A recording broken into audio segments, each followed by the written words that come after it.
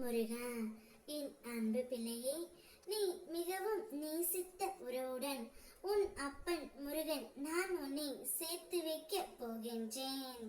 நீ எந்த அளவுக்கு சிரமத்தின் எல்லைக்கு வந்தாலும் என்னை நம்பி பிடித்துக்கொள்.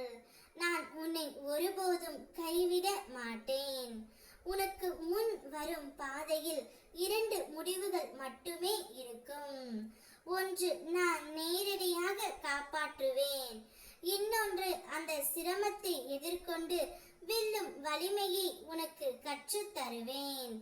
இரண்டிலும் உன் நலனும் உன் முன்னேற்றமும் தான் இருக்கின்றது. உன் உள்ளத்தில் என்னை நினைத்து நீ முன்னேறிக் கொண்டே இரு பிள்ளையே. உனக்கு துணையாக எப்பொழுதும் இந்த முருகன் நான் வருவேன்.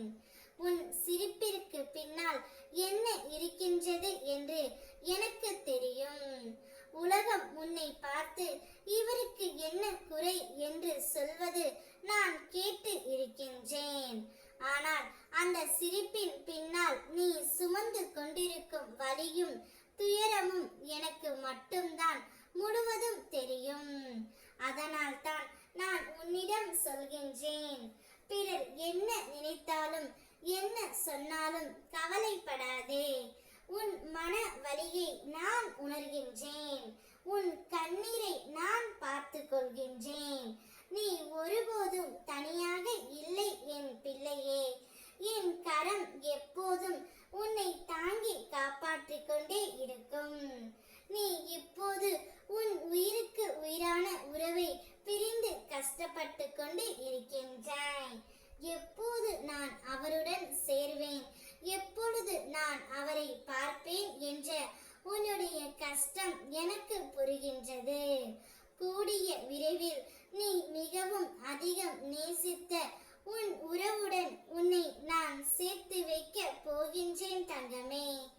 உன்னுடைய வாழ்க்கையில் நடக்கும் ஒவ்வொரு செயலும் என் அனுமதியோடு மட்டுமே நடக்கும்.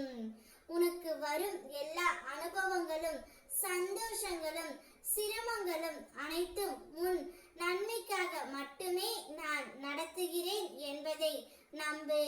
உன் வாழ்வில் உன் நிம்மதியையும் முன்னேற்றத்தையும் உருவாக்கும் ஒவ்வொரு சந்தோஷமும் என் ஆசீர்வாதத்தால் உருவானது. நீ இதை நினைத்து கவலை கொள்ளாமல் மனதை உறுதியாக உணர்வோடு சொல்லிக்கொள்.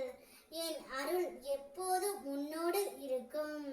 நிச்சயம் நீ எதிர்பார்த்த அந்த நபரையே உன்னுடன் நான் சேர்த்து வைப்பேன். நீ செய்யவிருக்கும் காரியத்தை செய். தடைகள் எல்லாம் நீக்கி உனக்கு சாதகமாக நான் அமைத்து தருவேன். ஓ முருகா.